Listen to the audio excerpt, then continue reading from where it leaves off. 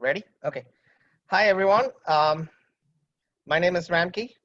Welcome to Weekend Wellness series number 19. Can't believe it's almost 3 years, 3 months since we started this, and we've been having excellent speakers on different topics for the last 3 months. And with that being said, we have a cardiologist presenting tomorrow. Do not miss it because he's going to talk to you about more about how to wean off medications. And we're going to finish up for this season on next Saturday, which is going to be like an interaction debate, like in how to manage your pain at an acute phase and subacute phase. I've got two speakers so far for that. I'm trying to get the third one, or I'll be there part of it. So please tune in. I'm so thankful for all of you guys. You're spending your Saturday afternoon, listening to all this, but these are some good information.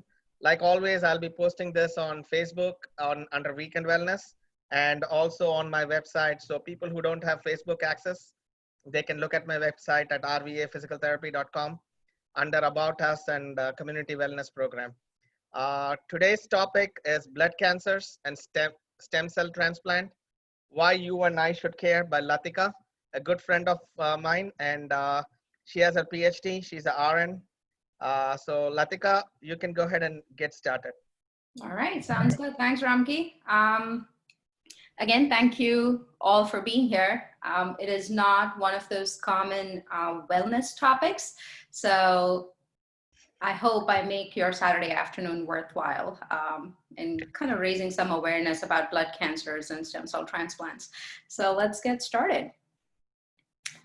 All right, I just want to give you an overview. So this is what I planned my talk around. So a little bit about blood cancers, just a very brief overview, what transplant is, what is the general process that a patient who's diagnosed with blood cancer goes through, and then what can you and I do in this? Why does it matter for us?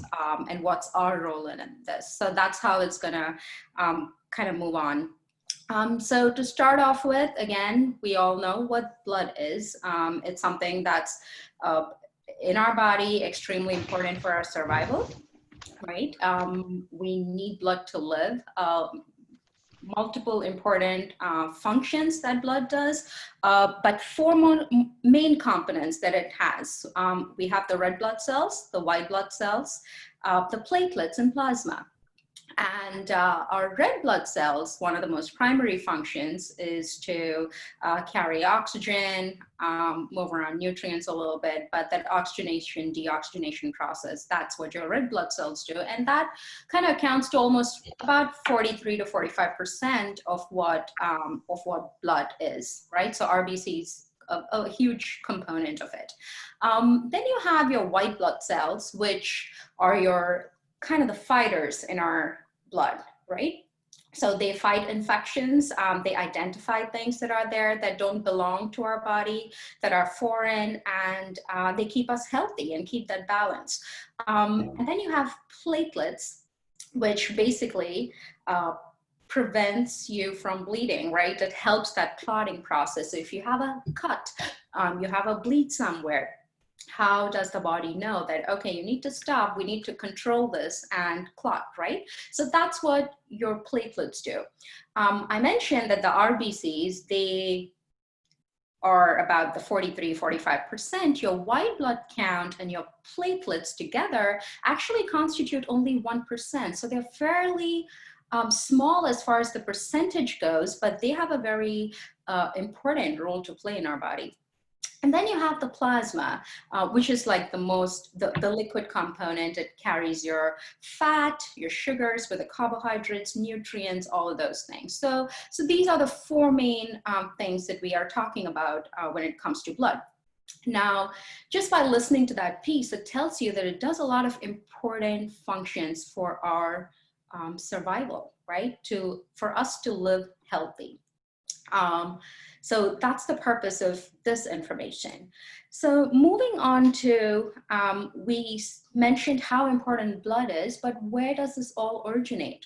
where does it get produced in the body for it to do all these functions? It flows throughout our body. It's to all different parts of our body, but where does it originate?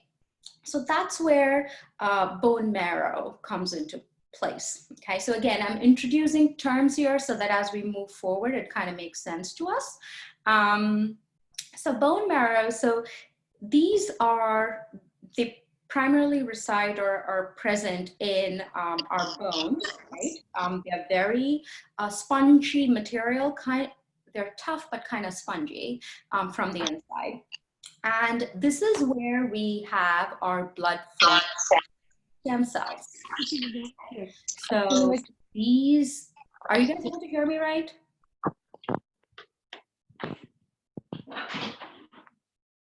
Lathika, go on. Okay, good, because I heard some echo, so I wasn't sure. Okay.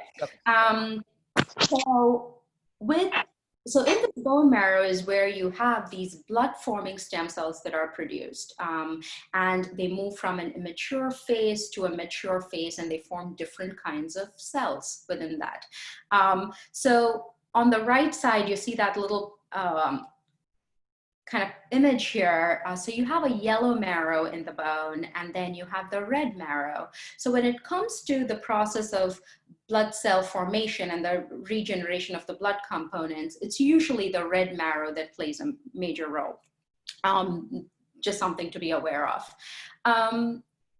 Again, what are the main bones where you would really find this bone marrow? So our pelvic bone, right? Our hip bones, basically. They are a good source of bone marrow. We have our sternum, our ribs. They have a significant amount of marrow. So this is a place where you have these stem cells. And again, I just wanted to clarify one thing. So there are stem cells that can produce that can develop into any kind of cell. But here, when we are referring to blood forming stem cells, these stem cells which are present in the bone marrow only have the potential to become other blood cells. So they can be a white blood cell or a red blood cell or a platelet and so on and so forth. Okay, so they're blood forming stem cells. So we know what blood is, we know where they are formed. Now we'll move on to the cancer piece, right? And cancer is not foreign to any of you who are listening to me, right? We all know somebody who is personally impacted by cancer as a patient themselves or as a caregiver.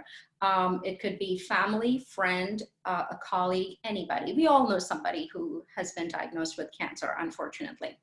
Now, to put things in perspective, we have different types of cancer, but now with blood cancer, under this umbrella of blood cancer, we basically are seeing cancerous growth, right? So cancer is something where you have this uncontrolled multiplication of cells, right? That's what it is. You have this abnormal, uncontrolled presence of cells, which are really, you have too many of them, but they're not really doing their job efficiently, right? So that's what cancerous growth is. So now if you have cancer of the blood, you can see how this disruption can really affect all the important functions that blood does, right? We're having problems with various different things that are vital for our survival. And I've just listed a few very broad categories of blood cancers that we typically hear or come across. So we have the leukemias, lymphomas, and the myelomas.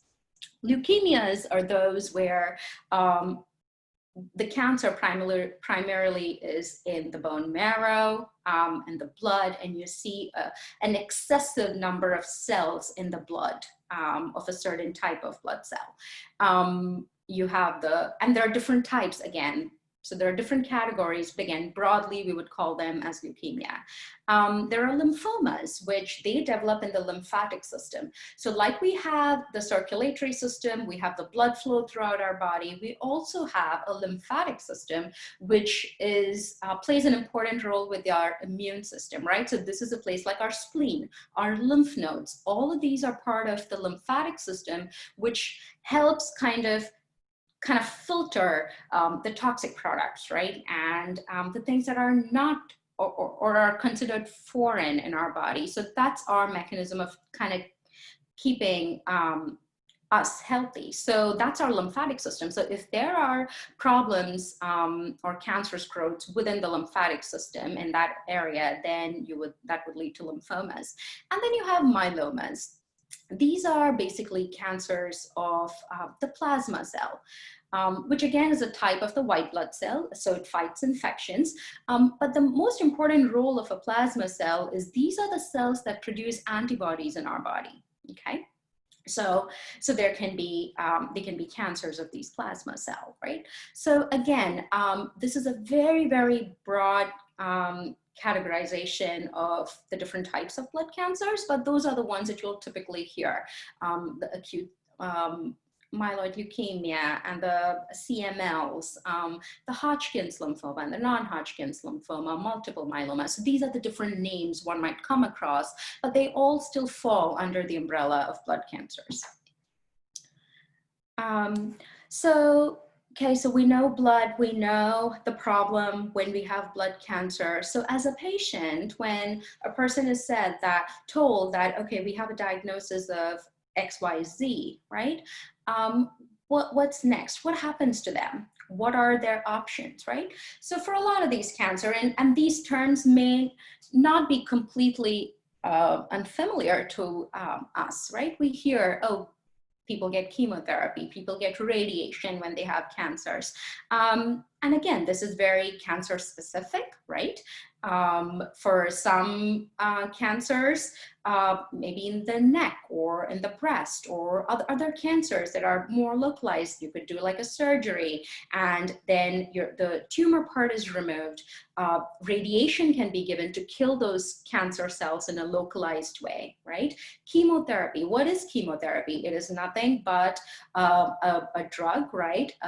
A therapeutic, pharmaceutical drug, which kills cells that are multiplying at a very fast rate, right? So, and there are different mechanisms by which these chemotherapy agents work, but that's usually the treatment. Again, depending on the type of cancer, the location of cancer, the staging, the age, so many different things play a role in this, but primarily we see chemotherapy, radiation.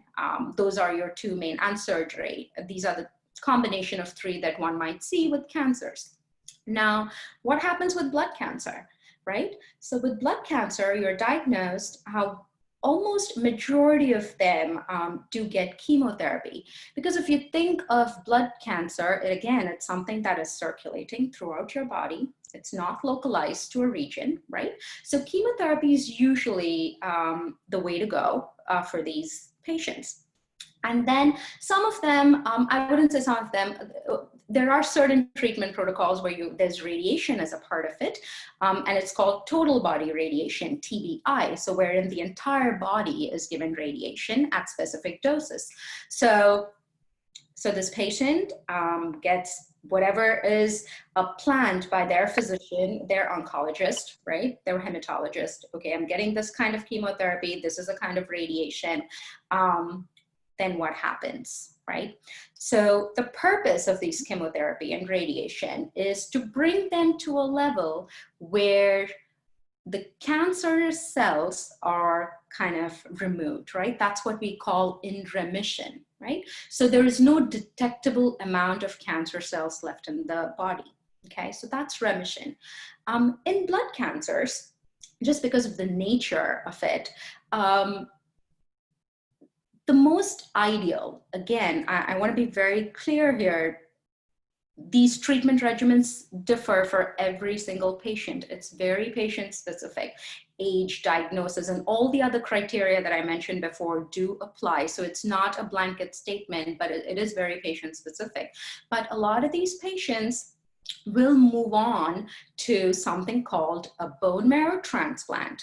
Okay, this is one of the best treatment options for patients diagnosed with blood cancer. And also it is probably the only potential for a true cure that's available out there for blood cancers, okay? So hence it is important. So when we talk about, just to give you a sense of like numbers, right? So in the US, we see about, so for example, in 2020, they're expecting that we'll have a diagnosis of almost 180,000 patients who will be diagnosed with cancer, okay? And typically again, these are numbers based on US, but within the US, but we do about anywhere from 20 to 22,000 transplants every year. Okay, so that's the the number of people diagnosed and the percentage of those who actually move on to get a transplant, right? So that's just to give you some numbers so that you know what are the numbers we're dealing with, how big of a problem is this, and how many people actually move forward with bone marrow transplant. So personally, again, I'm biased, but I think this whole process of bone marrow transplant and stem cell transplant is absolutely fascinating, that we even have a process of this nature that can actually kind of cure a blood cancer, or has the potential to cure a blood cancer. So it is a truly fascinating process and procedure. But as I move forward with the details of bone marrow transplant and stem cell transplant, I will tell you these words are used interchangeably quite a bit, but there is a slight nuance in what they mean. Again, when you look at the literature, or when even during conversations, people do use it either way.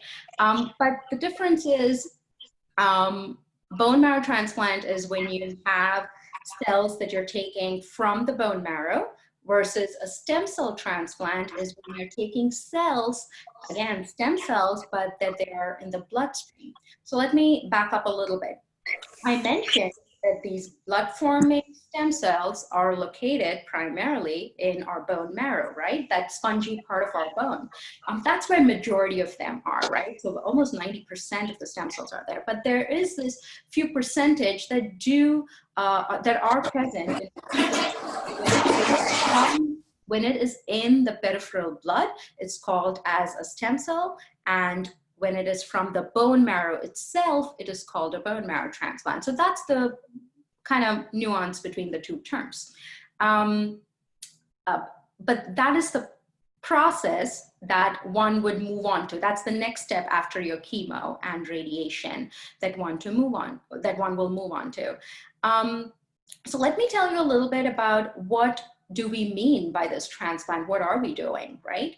So a lot of us are familiar with the word transplant. Like, we talk about heart transplants, we talk about liver, kidney transplants, right? So it's basically you're taking something, right, and moving it, transplanting it to another place, right? That's what transplant is. So when it comes to the bone marrow transplant, stem cell transplants that we're talking about, they broadly fall under two categories.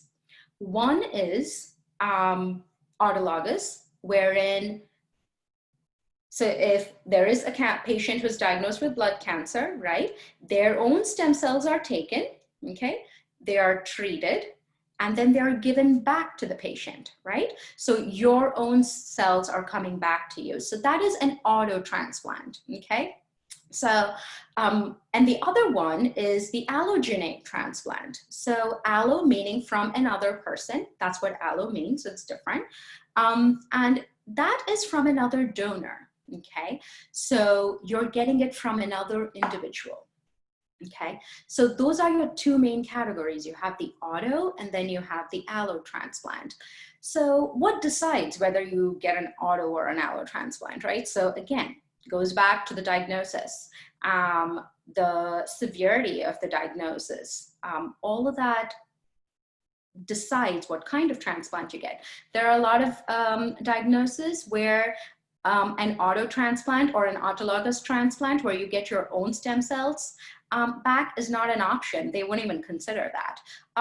So really, that is, it's not a choice, but it's predetermined depending on what what's the problem, right? What are we trying to address here? So that dictates whether you get an auto transplant or an allogeneic transplant. So when the next step is, if we're getting these stem cells from a donor, how do we do that, right? Can the patient just go and ask a family member or a friend and say, I need stem cells, I have blood cancer, can you be my donor? No, we can't do that. It's not that simple and easy, right? It's a very complex process wherein we need to find the right match. And I'll talk a little more about what we mean when we say match, okay? But I just wanted to hit 2 points here. When I said it is from another donor, there are 2 types. Again, these are 2 broad categories. There are a lot of different subcategories within this, and I'm not going into those details. But this donor can either be related or can be unrelated, right? So what do we mean by that?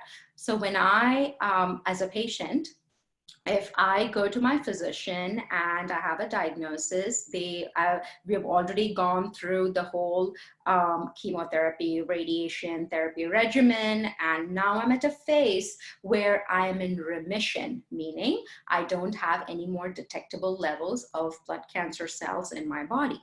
At that point, I become eligible for transplant, right? So that's when that patient is going to have a discussion with their doctor saying that, okay, what are my options now for transplant? What kind of transplant am I eligible for? And if it is going to be from another donor, how do I begin? Where do I start, right? So, and again, this is something that happens the whole team is part of the patient during these decisions. It's not up to the patient to choose. They are walked through the entire process.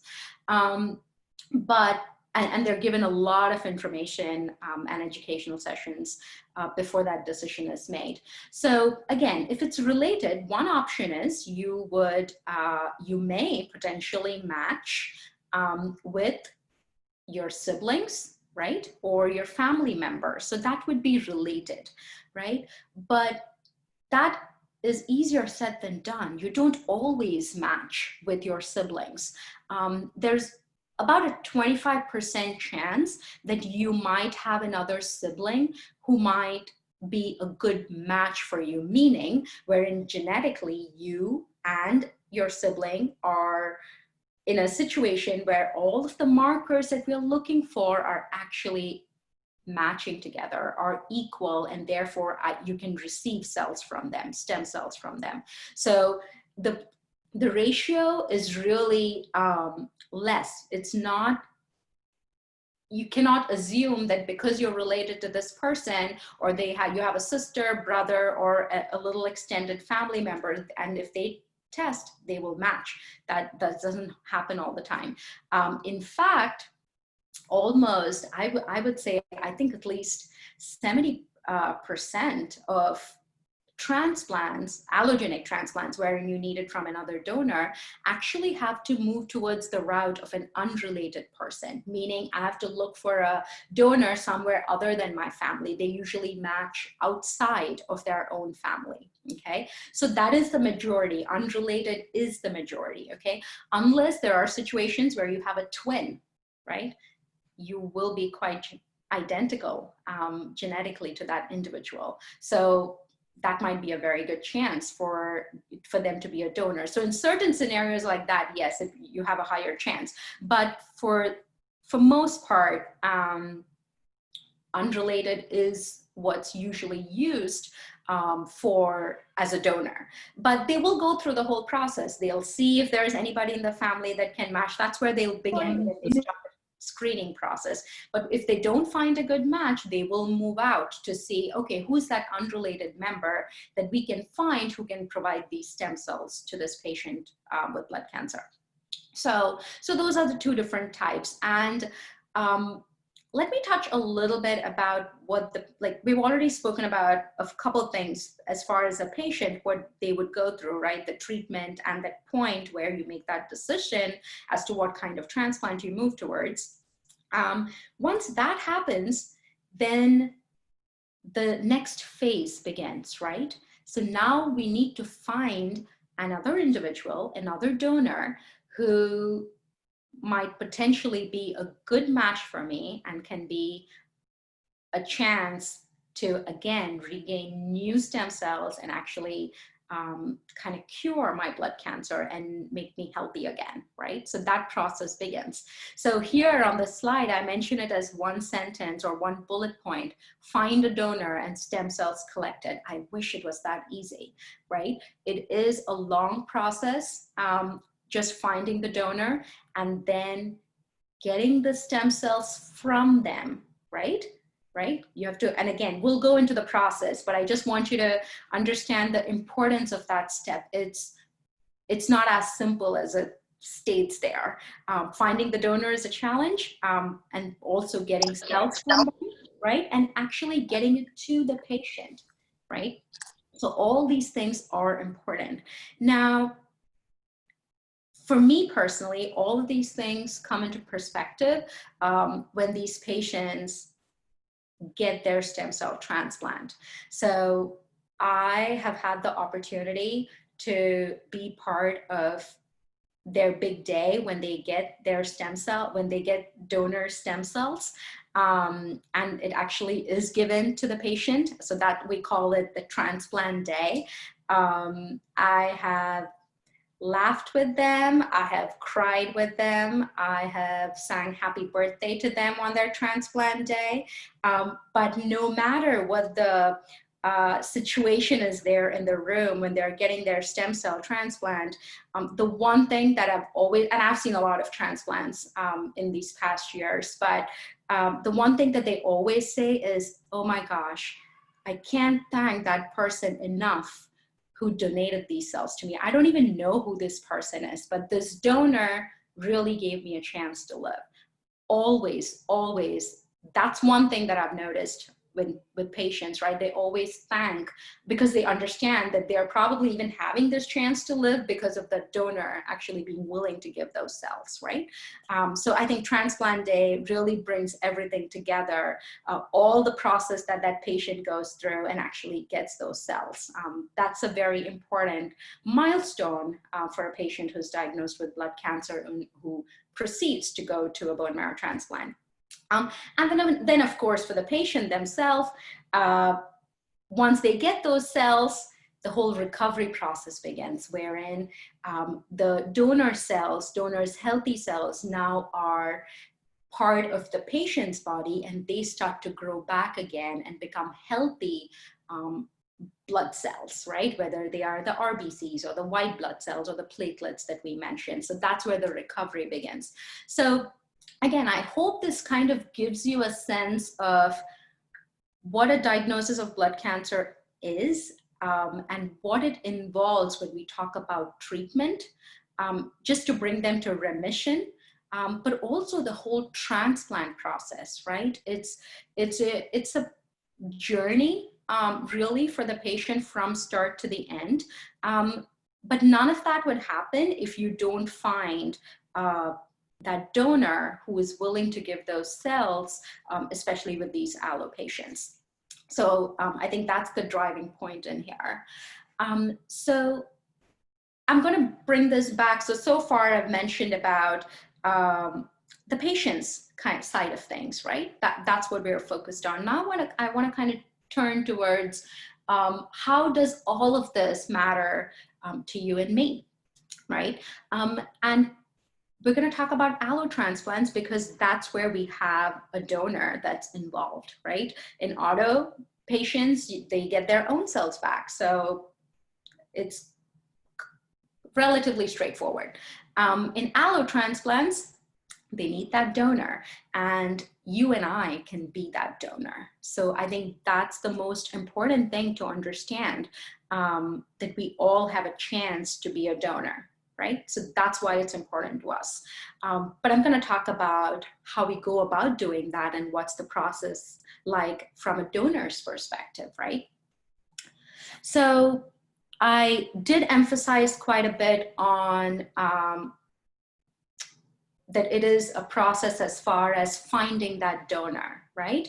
Because it's important to get that match. You just cannot reach out to your friend, colleague, neighbor and say, can you be my donor? I need cells. And if you're willing to donate, that's great, right? Unfortunately, it's not that simple. And that's why we see a lot of these requests or news or drives, bone marrow drives that are done for collecting, for requesting pay people to be a donor and serve as a donor for these bone marrow transplants. So again, I just put screenshots of how there's always the struggle for, all right, I need a donor. There's this appeal for people to be donors and serve as and be on the registry, right? So that one can actually reach out to you when they need that healthy stem cells from you. So this is where the registry plays a role. So within the US, we have something called Be the Match. This is one of the largest and most diverse registries in the world. This is operated, like I stated in there, by the National Marrow Donor Program. And there are registries of this nature all over the world. This is one of the largest ones, but there are, in Europe, they have their marrow registries. In Japan, they have their marrow registries. There is Datri, which is a bone marrow registry in India, Southeast Asia. So there are different registry programs all over the world, but Be the Match is the one that we have here in the US. But again, a lot of these registries do communicate with each other. So a lot of them have tie-ups to serve, to make it more available to the world at large. But I'm going to focus a little bit about Be the Match, since we have data regarding that based on that registry. So what does this registry do?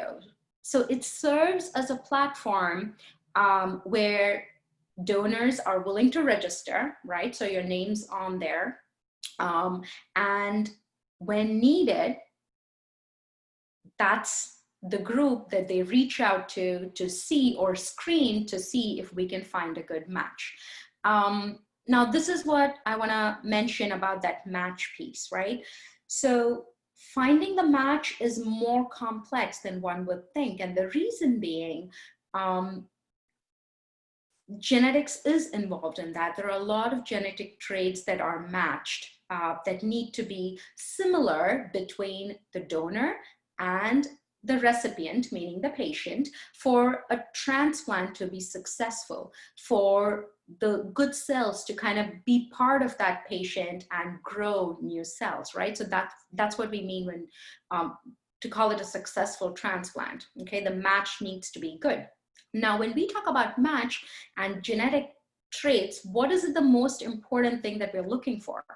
So we are looking at something called HLA, which is the human leukocyte antigen.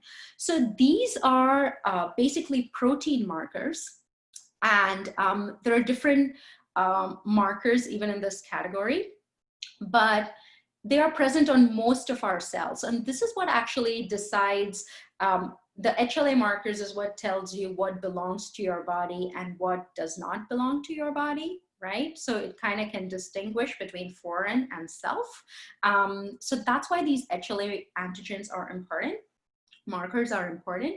So now, if I am the patient and I need cells from someone who's a donor, which is foreign to my body, for me to be healthy and not react to it and be successful, it's best if I can find a good match, or we are similar as much as we can between the donor and the recipient, right? So that's the match that we're looking for. Now, typically, with these HLAs, there are about 10 different markers that we look for. Some of them have, some of the patients find a 10-10 match. There's a complete match, right? And that's perfect because that's the best you get. Sometimes there are patients who will find an 8 match, right? So, and there are guidelines for what is the cutoff for the match. Okay, is it okay? Can somebody have a 6 match and still be a good fair match for that patient? Maybe. It really depends on the scenario and what's available, right? So, but again, that's what a match means. When we talk about a match, we're talking about our HLA typing. Okay, are those proteins similar between the person who's receiving and the person who's donating, right? That's what we're looking for. Now, there's another layer of complexity in this. We are matching, but why does it make it more complex? Because these genetic traits, the HLA markers, they are inherited, okay? So the ethnic background that you come from does make a difference, right? So if you are, so if you are of Indian origin, right, the chances that you might match with someone who's also from a similar background is higher than me matching with an African American or me matching with a Caucasian, right? So your ethnic background makes a difference because of that, because these genetic traits, these HLA typing that we're doing is something that's inherited. All right, and that's the challenge that we typically face. Bone marrow transplant and matching by itself is a challenge, but the hereditary nature of HLAs add another layer of complexity to it. And that's why we mentioned, and I listed out there, the 23 to 77%. So what is that? So if there's a patient and they're trying to find a good donor from that registry who have signed up on that registry, depending on what ethnic background I'm from, you can have a chance of anywhere from 23% to 77%. That's a huge range, right? That's a significant range. 23 to 77 is a huge difference, and that really what drives it is that ethnic background. And this slide here, again, it's from Be the Match, and this provides a good sense of what that difference is, right? The odds of matching with somebody on that registry, that's what it looks like, right? Whether you're an African American or you're white or you're Asian, right? So all that matters, the ethnicity matters. So it's simple, right? The probability. If I have more people who are signed up on that registry and are willing to be a donor, if there is an individual from that particular ethnic background who needs a donor, I have more to choose from. The chances of me matching with a larger pool is higher, right? So hence, we need more people on the registry to be signed up. So I have a very quick video here that kind of gives a sense of what I kind of summarizes what I just told you. So let's take a look. And also, these registries work in different ways. This particular one is a registry drive. So Be the Match does conduct various drives. Individuals conduct drives in collaboration with Be the Match. But let's go ahead and see this.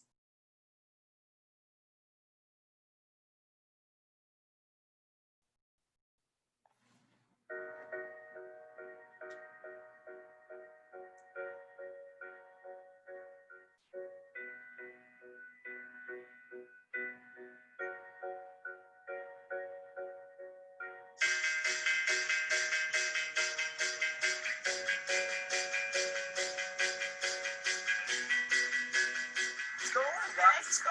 Let's do it. Let's save a life. Let's do it.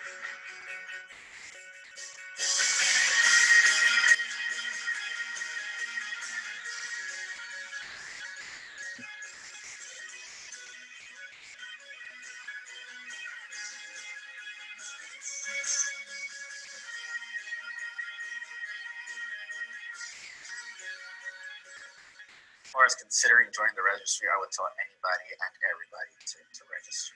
I think that if anybody's got the opportunity to save a life, save a life.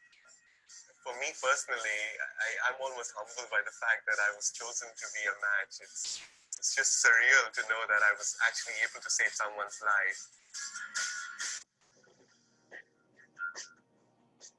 When I first went to register, they did mention that Hispanic population was underrepresented in this registry. Lower number of Hispanic population registering means that there's less possibilities for patients to find a match. Yeah, I had no idea whatsoever that there was such a dire need in the African American community. And it just made me give me a great sense of purpose. Like, I definitely got to go ahead. I heard some mixed things from different people that it might cost me some money. But, you know, that's one of the questions that I asked right away, and they took care of absolutely everything I didn't pay them.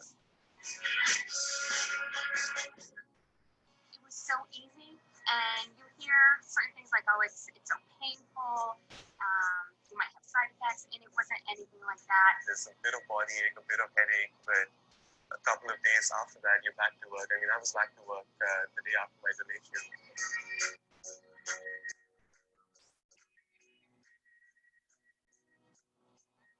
I never thought that I would even have a chance to save someone else's life. I mean, really save someone else's life. I'm a perfect match for a 2-year-old little boy dying of anemia. It's really all worth it. You know, you just get to say you saved a life. It's all worth it. It really makes you feel like you win.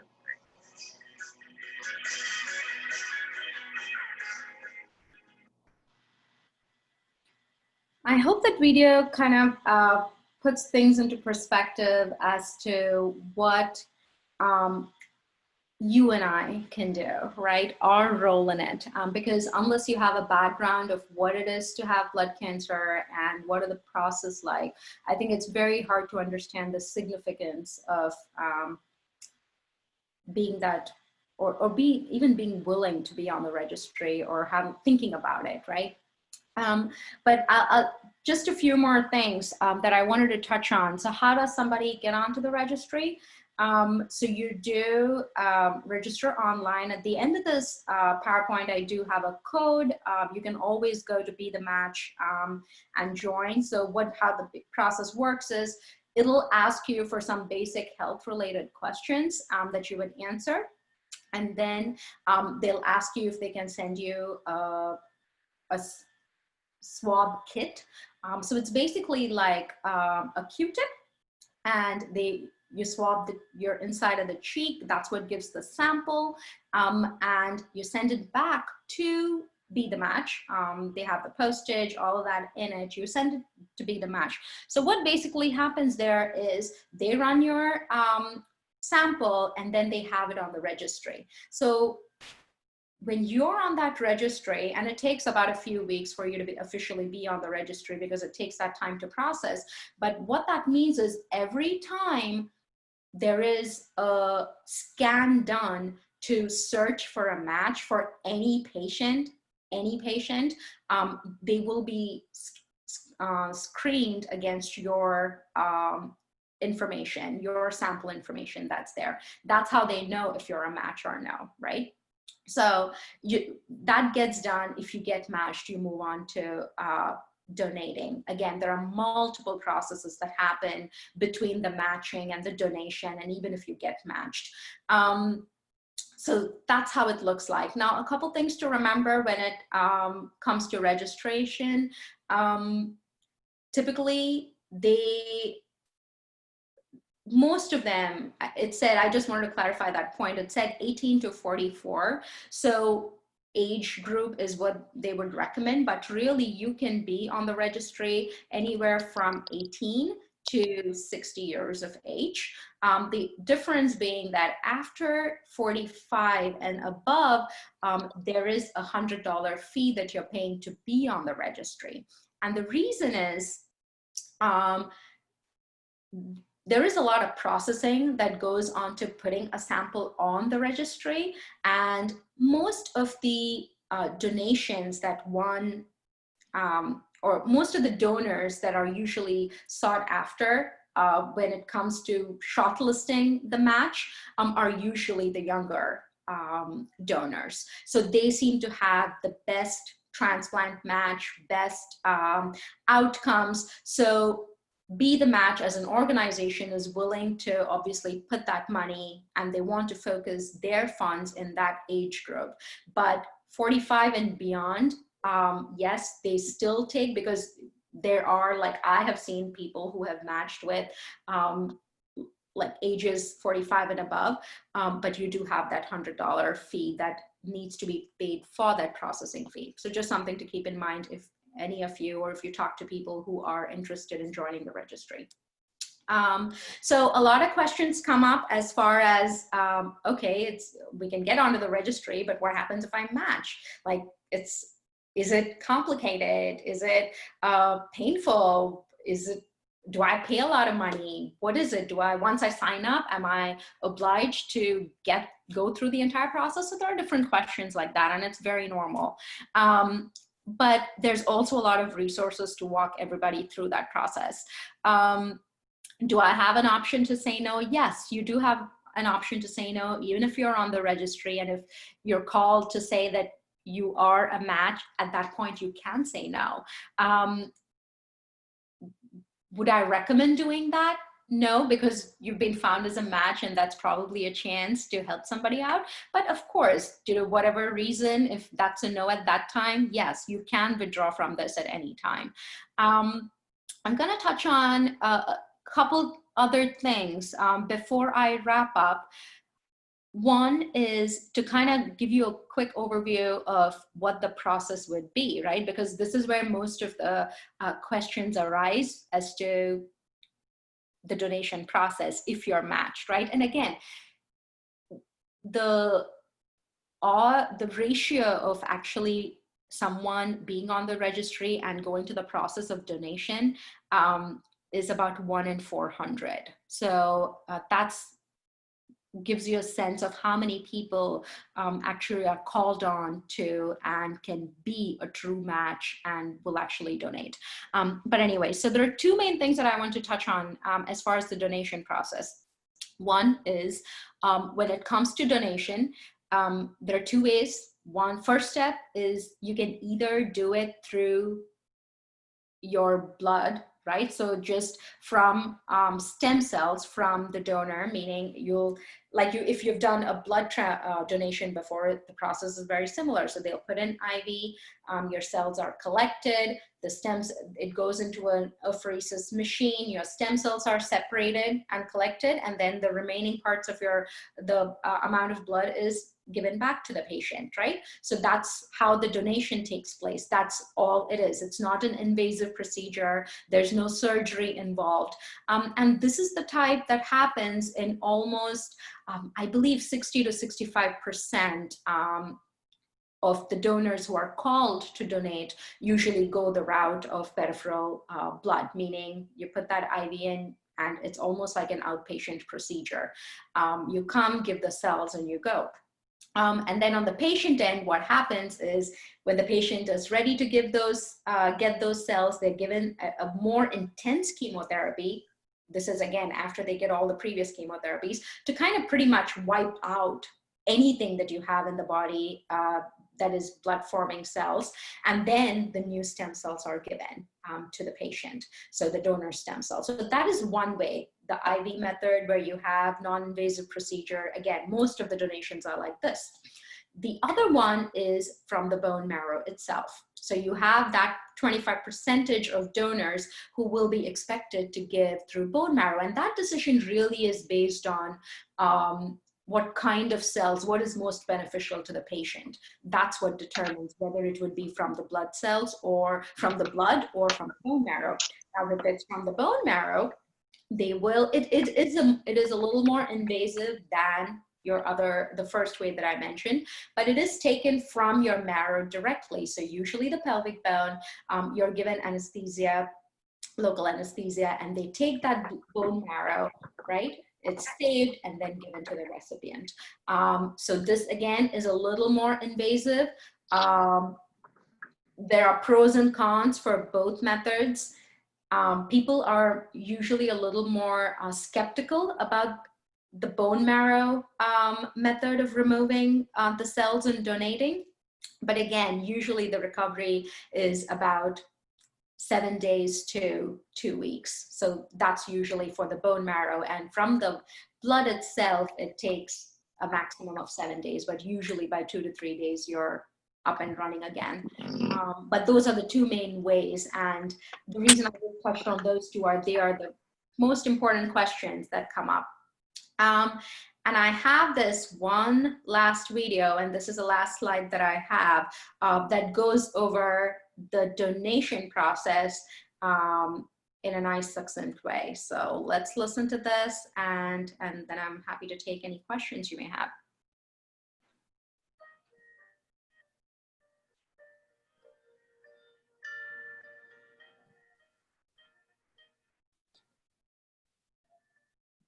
If you match a patient, it will cost you no money to donate. We reimburse all travel expenses and provide other assistance as well. You'll be asked to give a blood sample to test whether you are the best possible match for the patient. If you continue, it could take up to 30 to 40 hours total, including travel time to attend appointments and donate. This is spread out over a 4 to 6 week period. You will begin by going to an information session and receiving a physical exam before donating. Be the Match provides you with details and support every step of the way. The patient's doctor will ask you to donate in one of two ways. Today, the most common way to donate is through a procedure called PBSC, or peripheral blood stem cell donation. There is no surgery involved. Donors receive daily injections of a drug called filgrastim for 5 days before collection to increase the blood-forming cells in the bloodstream. On the 5th day, some of the donor's blood is removed through a needle in one arm and passed through a machine that separates out the blood-forming cells. The remaining blood is returned through the other arm. PBSC donors may experience headaches, bone or muscle aches for several days before collection. These are side effects of filgrastim and typically disappear within 6 days of donating. PBSC donors can expect to be back to their normal routine in 1 to 2 days. The other method of donating cells is marrow donation, which is a surgical procedure. In this type of donation, the donor is anesthetized and feels no pain during the procedure. The doctor inserts a special needle that removes some liquid marrow inside the donor's pelvic bone.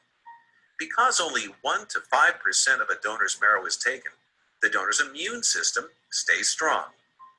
The marrow replaces itself completely within 4 to 6 weeks. After marrow donation, a donor may feel some soreness in the lower back for 1 to 2 weeks afterward. Donors can expect to be back to their normal routine in 2 to 7 days.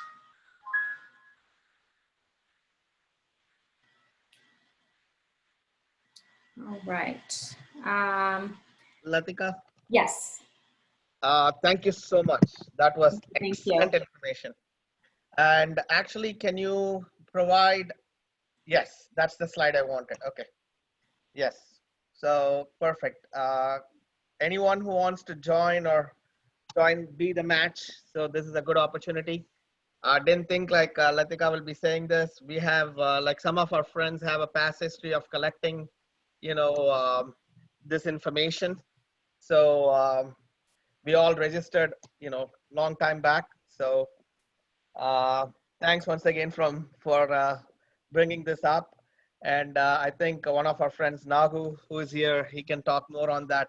But before that, Lathika, before I get distracted with all those things, quick questions. There are like about 3-4 questions that came up. Okay. One from Nagu. I'll go with that first, and I have a couple from Parth. So Nagu has asked us, there are lots of bones in the body. I think you have shown where they take the bone marrow, but in the bone marrow, Nagu is asking, so in the bone marrow transplants, is there a specific bone targeted for transplants?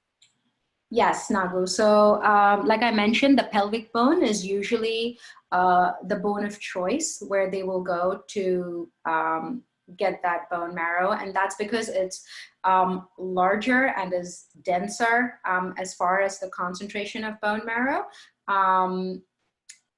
So yes, you do get a good concentration of cells from that area. So that's where you would go. The second question actually is from Parth. He had a couple questions earlier. So, okay, how different is matching the bone marrow? I mean, bone marrow matching is different. Like, how do they match it with different blood type? How Like, is how it is it matched with? blood bank? Like, how is bone marrow different from blood type matching? So it's more complex in the sense the markers that you're comparing. So in blood donation, you have the AB type, right? AB positive, negative, and all those combinations. You have the RH type.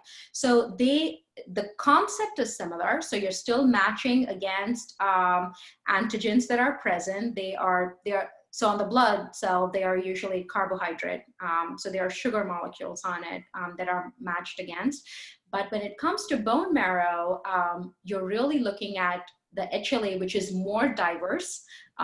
Their combinations are different. And also HLA is present on most cells in our body, which is not really true for our blood collection because they are markers that are fairly fewer and they're on the blood cell. So that's the difference. So definitely your HLA typing with bone marrow donation match is way more complex. Lathika, the next question. There are screenings for different cancers like breast cancer, prostate, colon, etc. Is there a screening, exams, or testing for blood cancers? So the screening process is actually easy, right? Because this is something that one can notice if you go for your annual physical checkup, because differences are noticed in your blood panel. So they call the complete blood profile, comprehensive blood profile. So when you look at that, when a physician looks at the blood report and sees differences or in their levels of blood or white count, the platelets, all of that tells us at least is usually the starting point to kind of do further querying on, okay, what is this resulting in, and to actual diagnosis happen. But a lot of our cases actually are diagnosed because they just happen to go for their physical and the lab report didn't look normal. So yeah, so blood work is usually what detects it. So it's not really, in a way, it is screening, right? You're looking if your blood parameters look good, and that's what detects it. There will be, of course, there are people who go to the physician saying like, gosh, I used to be able to run 2 miles on the treadmill with no concerns, and now I get tired within like the first half mile, and that's not me. So concerns of that nature sometimes triggers an investigation to see what's going on, because in a blood cancer, especially if it's got to do with you not having the right number of blood cells or not having healthy blood cells, you're not going to have enough oxygen that's getting through to all these parts of the body, and you're going to feel tired. You're not going to have that capacity to do what you did before. So again, is there a screening? Looking at your blood report is the screening in a way to see if there is a problem with your blood constituents. Does that help? I'd have to ask that question later to Parth. Oh. Okay. The next thing is, how would you know if I would be a good match? I think you have answered that with the video. Is my bone marrow sample taken during registry? I think the swab test, you've already said that. So given that, I'm going to the next question. Okay. So the next question is from Nagu again, actually from Subhadra. And what lifestyle changes can be made to avoid or minimize blood cancer? So as far as blood cancers are concerned, the usual recommendations for any type of cancer still holds good. There is nothing specific one can do to prevent blood cancer. The usual conditions of healthy lifestyle, being physically fit, all apply for blood cancer. So for example, for lung cancer, we say, okay, try to quit smoking if you smoke, for example, or, things of that nature where there is, do not do this, right? Or the chances of getting blood cancer, lung cancer is high. So we don't really have specific things for blood cancer like that, okay, if you do XYZ, you're at a high risk to get blood cancer. The normal rules for cancer apply to blood cancer. So just being physically fit, eating right, all of those common things hold true. Okay, the next question is from Nagu. What is the difference between bone marrow and stem cells? The question is from I think the first question is from Lata, so this is from Nagu. So again, bone marrow and stem cells, it really is based on the location where you get it from. If you call it a bone marrow transplant, it's the stem cells are taken from the bone marrow itself. Versus if it's a stem cell transplant, you're actually using the cells that were collected, right? Remember the first way that I mentioned where you put in an IV, the blood is collected, the stem cells are separated, and the remaining blood is given back. So if cells are collected that way, then it would be called a stem cell transplant. So that is the most technical way to call it. Bone marrow transplant, if it's from the cells are collected from the bone marrow. Stem cell transplant, if the cells are collected from peripheral blood. However, like I mentioned before, the two terms are used very interchangeably, but that's the difference technically. So on that note, Lathika,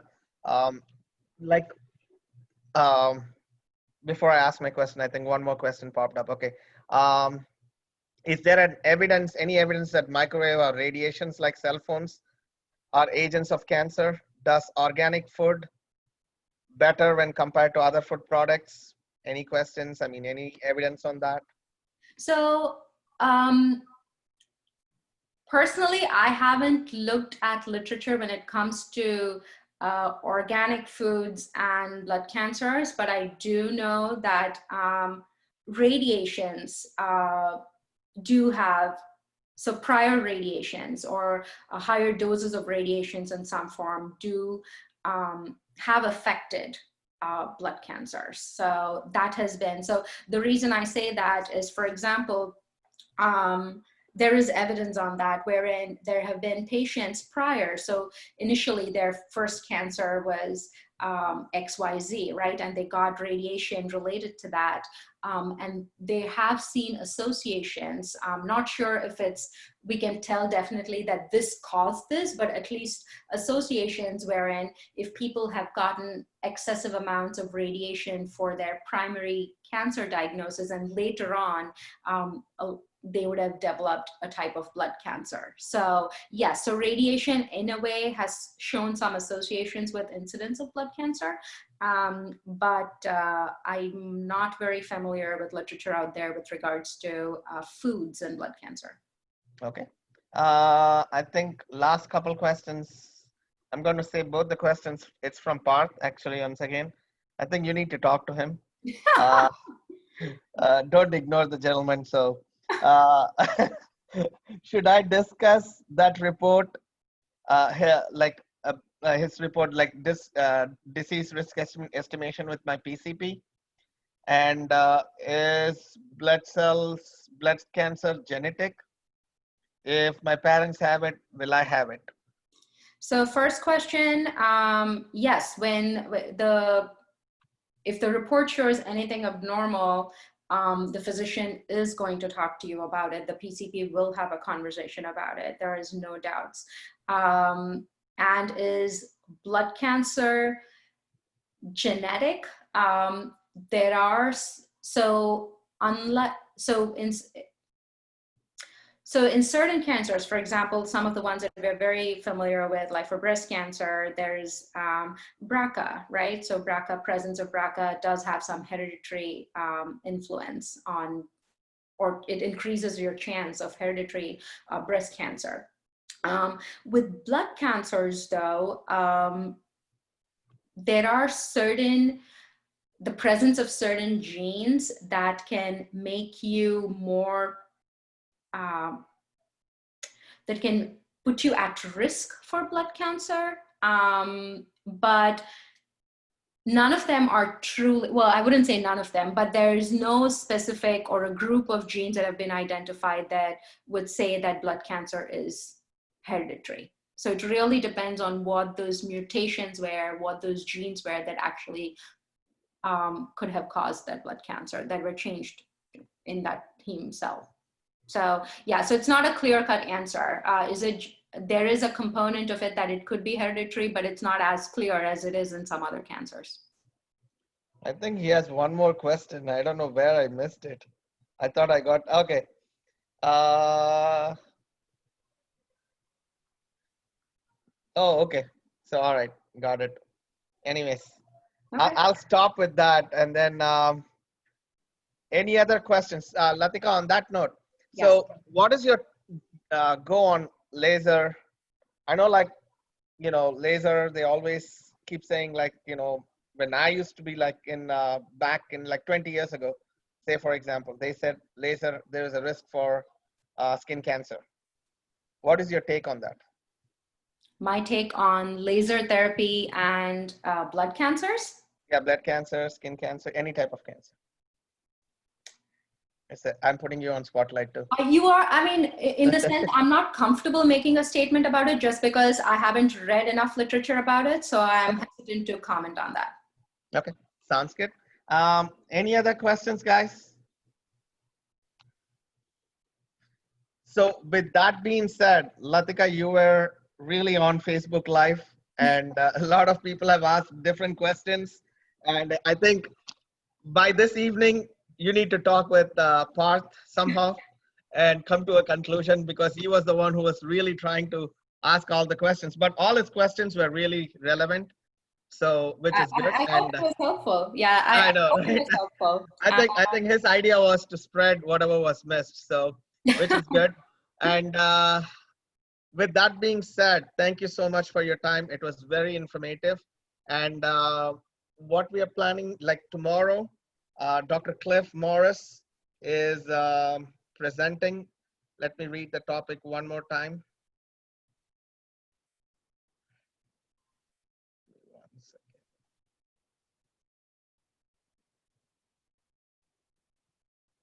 second. It's lifestyle medicine, the art of preventative cardiology. So tune in, because it's going to be very informative. Dr. Cliff is very good in weaning you off certain medication. He's actually watching us on Facebook right now, and he's very good on educating you. So his concept will definitely help in improving your heart health. So thank you once again. I'll see you guys at 4 o'clock tomorrow. And for next weekend, it's going to be at 11 a.m. EST. We're going to discuss about, you know, how to manage acute and subacute pain. It is not going to be a presentation. It's going to be a discussion from two people, two good friends of mine, Shyam Sundar and Arun Samuel. One of them is in India. Another one is from UK, like Kent, UK. And please tune in for that. And with that, we're going to wind up series 1 of this Weekend Wellness. And eventually we'll start it again. I hope before, you know, this Corona thing stops, so we can be more free and discuss more things and everything. Thank you, everyone. Thank you for your time. Thank you all. Thank you, guys. Thank you, Lathika. Thank you. Thanks. Thank you.